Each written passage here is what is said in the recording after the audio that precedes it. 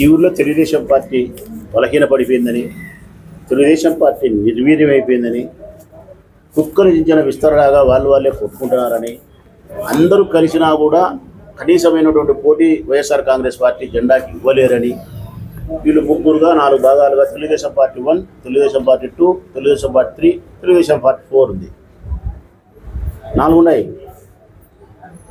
మరి ఇంత కుక్కలు చించిన విస్తరైన ఈ పార్టీ ఇక్కడ బ్రతికి బట్టగడుతుందనే నమ్మకం వాళ్ళకు లేదు, అధిష్టానానికి లేదు, ప్రజలకు లేదు.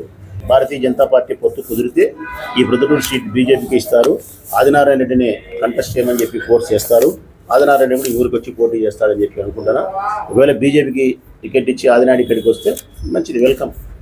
మేము గోదావరికి దిగిన తర్వాత కండలు తిరిగిన బలశాలితో అయినా కుస్తీ పట్టాల్సిందే, పక్క చిక్కిన ప్రాణితో అయినా కుస్తీ పట్టాల్సిందే. మట్టి కనిపించేంత వరకు మేమైతే మల్ల యుద్ధం చేయాల్సిందే.